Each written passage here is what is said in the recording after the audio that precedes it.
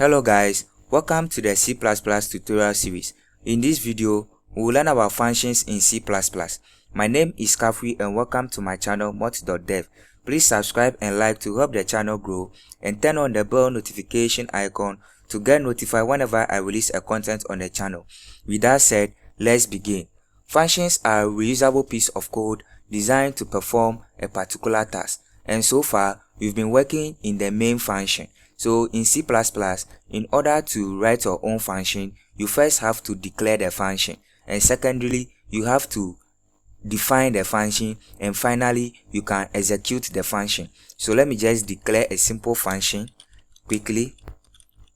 So I just declared a greet function with the return type of what? Void, meaning this function does not return anything, and then the name of the function followed by what? Parentheses. In the parentheses, we can put in the list of parameters we want this function to take. But in this case, my function doesn't take any parameters. You can omit the list of parameters. You can add 1, 2, or even 3 parameters depending on your function needs. So what I have done is function what? Declaration. Let me just go ahead and declare another function.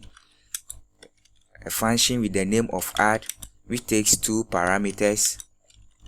So I just declared a function of the return type of integer with the name add, and then in my parentheses I have 2 parameters. So the first one is an integer, the second one is also an integer. So after declaring a function, we can what? Define the function. So when a function definition is a function declaration with what? A function body. So let me just go ahead and then define my greet function.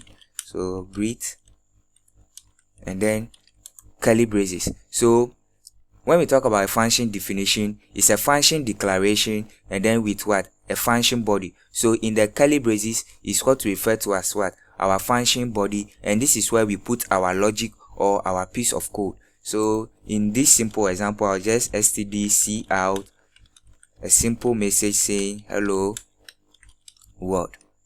Let me write that properly. Hello world, and then save. So what I've done is what? Function definition. So I have declared a function followed by what? The function body is referred to as function definition. So I can go ahead. Let me just go ahead.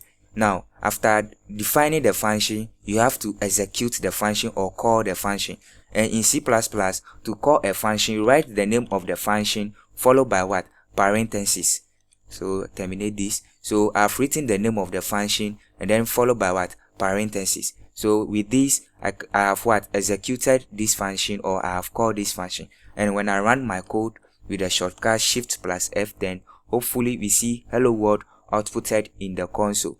So the compiler will go ahead and then call this function, look at the function declaration, look at the function definition, and then finally call this function. When I omit the parentheses, let me just omit the parentheses and run my code, we don't get anything outputted in the console. So you have to add the parentheses in order to call or execute the function.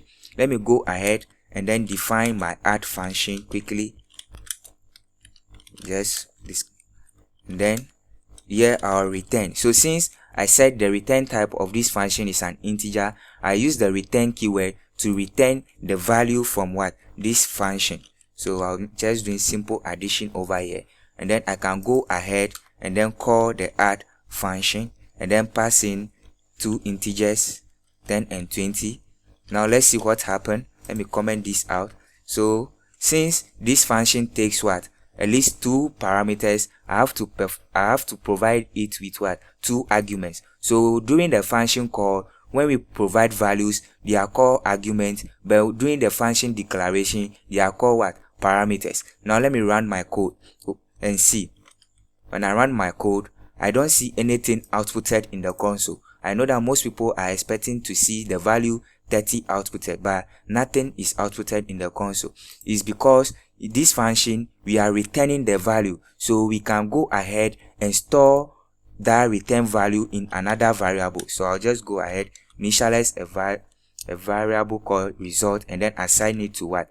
The add function call, and then finally see out or print out the result variable.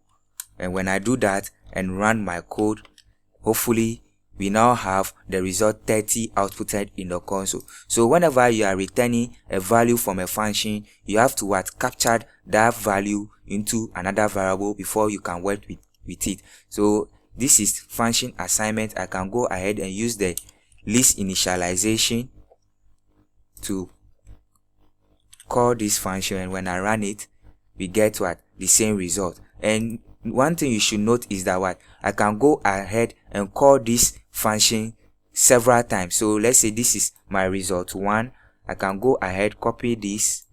Let me just copy this and say this should be result 2. Let me just result 2 and pass in different values, 100 and 200. So I can go ahead and then print out result 2. When I run my code, we get 300 outputted in the console. So whenever we define a function, we can call it multiple times. That's why we said function is a reusable piece of code that we write in C++. The next thing I want us to discuss is function overloading. When we talk about function overloading, it enables us to have multiple functions with the same name but with different parameter types. So what this means is that when the function names are the same but the parameter types differ, then we have overloaded function. So let me just go ahead and then declare show this to you in the console. So I just have a function of the return type void with the name print value, and then over here the parameter is an integer, and then another one is void with the same name print value. This one, the parameter is a double, and then finally void print value, a character data type value. So what I did was I have declared 3 functions with the same name but with different parameter data types. So they all have the same name but with different parameter data types, and this is what we refer to as function overloading. So let me just quickly define these functions. Print value and say integer, then it takes a value, and over here it will just print out that value for us. So let me just copy this down. I know copying down code is not the right thing to do, and then change this one to double, and then change this one to the character data type, and then they are all just printing out the value for us. So when I go ahead, let me comment this out and then call the function print value and pass in the number 10. Let's see what happened. I'll just go ahead and print and then run my code. We get 10 outputted. So the first function is being called because it knows that we have passed in an integer. When I go ahead, call the same function print value and pass in a character, and then finally I'll go ahead and call the function pass in a double, a random double over here.